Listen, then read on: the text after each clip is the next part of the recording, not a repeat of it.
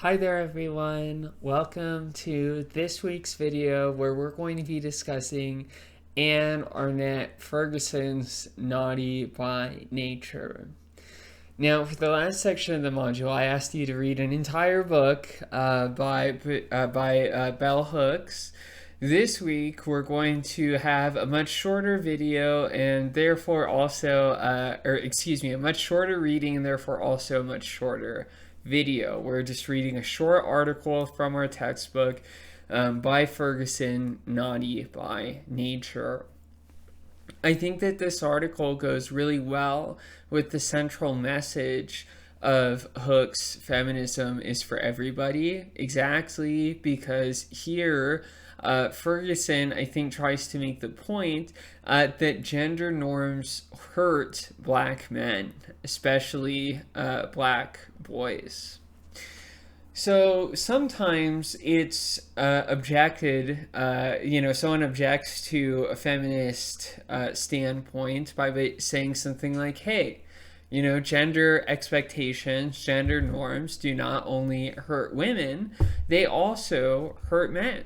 Why don't feminists talk about this? Why don't they talk about this form of gender harm or gender injustice, right?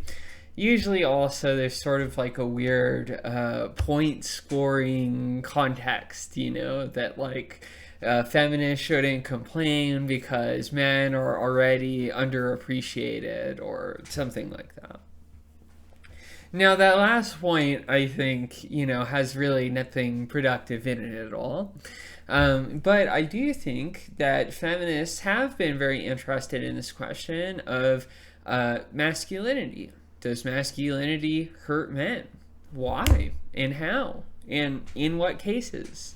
Is there a possibility for, a sort of liberatory, emancipatory conception of masculinity?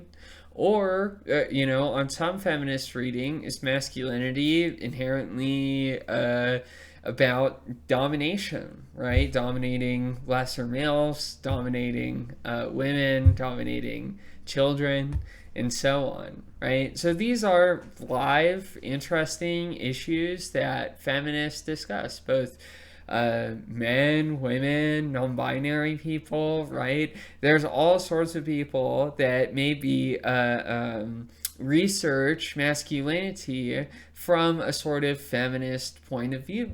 And that's exactly the sort of thing that Ferguson is attempting to do in this very short essay, Naughty by Nature, namely to examine the ways in which gender norms surrounding masculinity actually hurt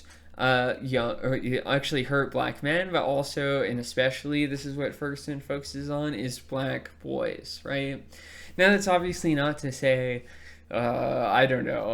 these black men shouldn't be men anymore or something like that.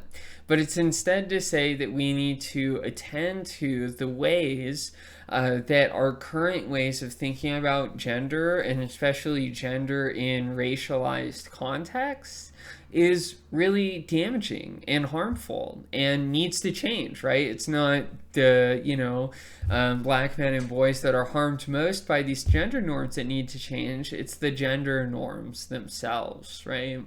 So feminists don't go into this, looking to blame or whatever men that have an attachment to masculinity or boys that have an attachment to masculinity, but instead want to point to ways that systems like racism or like sexism actually hurt the sort of existential possibilities of men, right? This was part of Hooks' argument too, is that one way that men are harmed by patriarchy is exactly that they lose the capacity for love, especially and to the extent that they agree with these patriarchal values.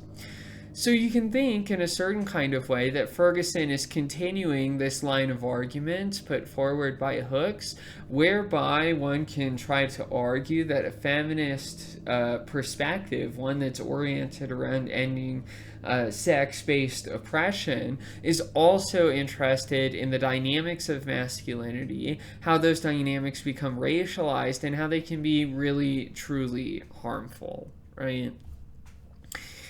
And Ferguson's central point is that black men are normally understood within two sort of general standpoints or something like that, right? Black men are often interpreted as criminal, right? Or a kind of like endangered species, right? At risk, I feel like was a phrase that Ferguson used that I think is commonly used in sort of like social sciencey fields to describe the situation of black men, right?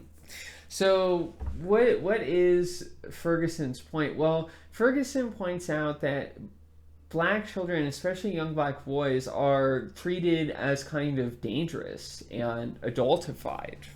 So, oftentimes in punishment situation, something like that, right? Adults will oftentimes describe, especially white adults, will describe feeling like at risk of being overpowered or hurt, right, by a child. And this is differential, right? It's not as if teachers have this reaction to just every kind of child, right? But it's instead a certain segment, a certain kind of child that they think is kind of like dangerous to them, right? So racism causes us to view young black men as if they were fully grown adults, right?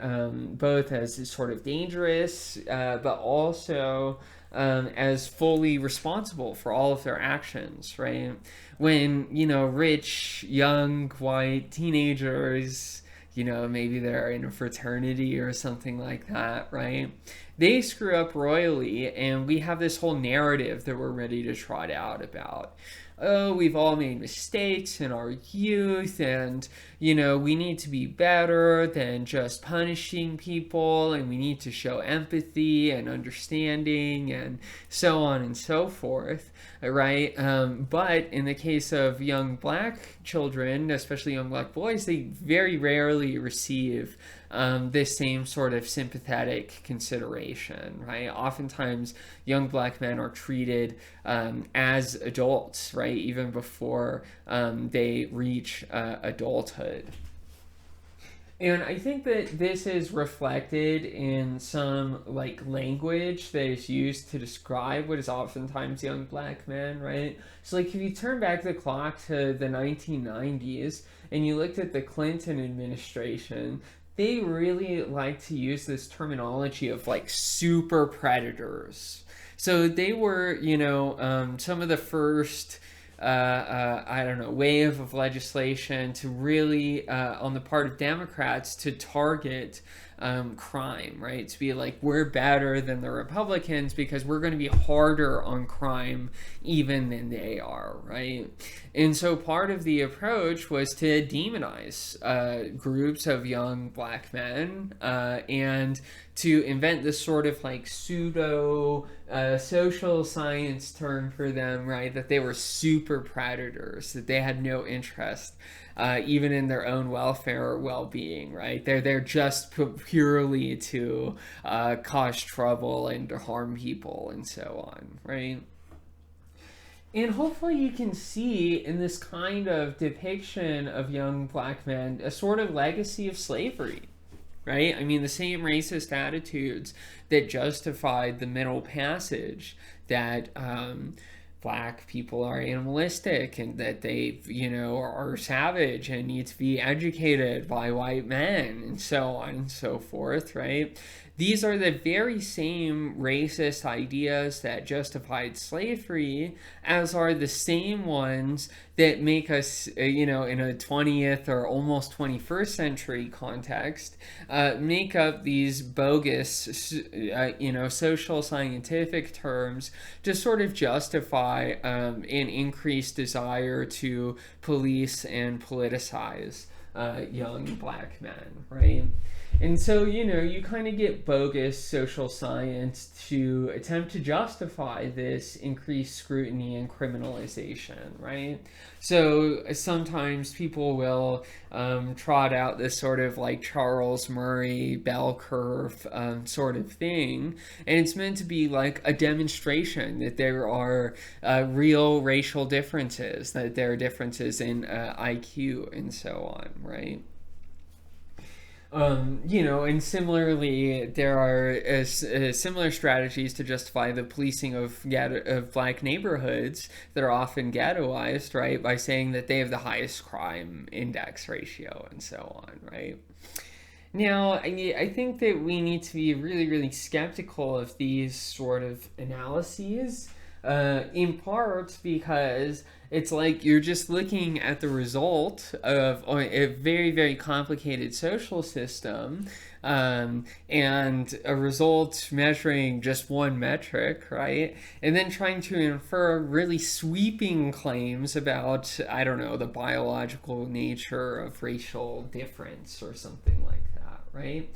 That's totally bogus, right? I mean, it just seems completely implausible, I think, to try to directly attribute these differences to biological characteristics that we can't even locate, instead of locating them as sort of the results of systematic exclusion, right? I mean, living in a deeply racist, segregated society, right? I mean, one where there's massive amount of wealth accumulation for white families and much less wealth generally in black families, right? And I mean, you can talk about the labor dynamics of the sort of jobs that are open and available to white people with the, kinds of education that is immediately available to them, et cetera, et cetera, et cetera, right? You can be a social scientist and talk about the things that would influence this result all day long, But the point is that we have these weird kind of gendered expectations of young black boys where we treat them like adult black men, and then they are interpreted, especially by white people, as sort of like dangerous or animalistic or in need of policing or something to that effect. And this is sort of the legacy, I think, of slavery and how it affects young black men today, right? So, like, young black men are in the situation where they're regulated because they're black, right? But also they have certain gendered expectations that are placed upon them by others in virtue of their gender, right? And this doesn't need to be some weird comparative thing, right? Like, you don't need to be saying that, black boys are hurt more by their gender than are black girls or something like that. In fact, many aspects of these gender norms do apply to young black girls as well, right? Like, they are also very often adultified and isolated for scrutiny and so on. And so what's not the opposite approach, but I think something like the flip side of the criminalization of young black men on Ferguson's account is that they are treated as a sort of like endangered species, right? They're at-risk youth. And therefore, this justifies an additional layer of scrutiny, right? So the same policing structure that identifies young black boys as criminals also identifies them on Ferguson's account as sort of like this endangered species, right? Where they're interpreted oftentimes entirely in terms of their race, right? They're often asked, like young black boys in white classrooms are often asked to be almost like a kind of representative for the black community writ large, right? And are tokenized as a result. These aren't two divergent ways that black men are regulated in our society, as if they're criminalized on the one hand and treated, sort of like with kids' gloves on the other hand, right? They're tokenized, but instead these are complementary processes that function to regulate and scrutinize the behavior of young black boys, right? And so I think that we can point out as feminists that especially gender norms are enforced differentially, and what makes a difference oftentimes is race. And this really goes back to really, really old sexology stuff that is really, really disgusting and racist, right? That sort of says that, European families are able to reproduce like normal, healthy family structures. And therefore are like more human or something, and have this extremely racist stuff about how black people don't have the same kind of family structure, and therefore they don't have the same kind of gender norms, and therefore they're sort of pathological and gender deficient in some way, right? So the social science that we have now is really the product of the social science that first started asking these questions, and therefore we have to be highly, highly skeptical of them, I think, as feminists. And just to bring this point home, I mean, I think that even if we don't want to talk about the history of this stuff, we can think about recent episodes in our own social and political history when we think about like the differential treatment of young black men who are often the subject of police brutality, like Michael Brown or Tamir Rice, as compared with young white children that are in a situation where they're being punished for their own infractions under the law, right? So like Kyle Rittenhouse is somebody who killed somebody at a protest, right? It wasn't even like, I don't know, like he was in imminent danger or something like that. Like he drove over to an adjoining town where he knew that there's going to be a protest and was essentially looking to kill someone, right? So, I mean, I think that we can see from the media as well as the ways that all of these boys were characterized, right? I mean, what the officer who shot Tamir Rice said is that he was scared, right? I mean, it was a child with like a toy gun.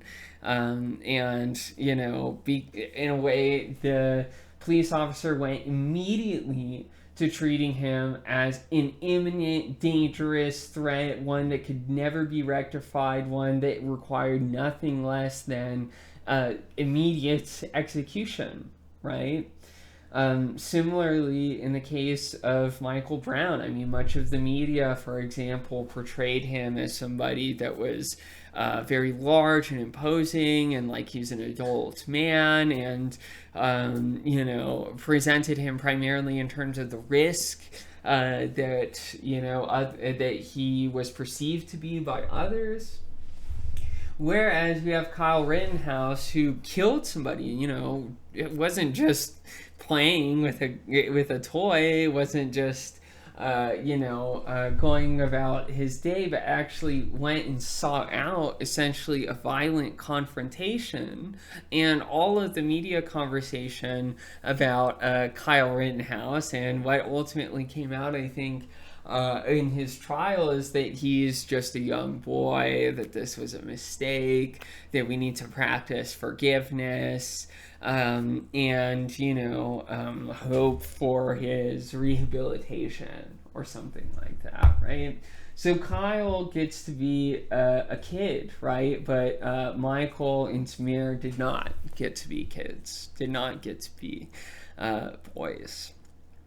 That's Anne Arnett's Ferguson's Naughty by Nature. I hope that you found this video and these ideas interesting, and I very much look forward to what you have to say in our discussion forum. I'll see you next week. Bye.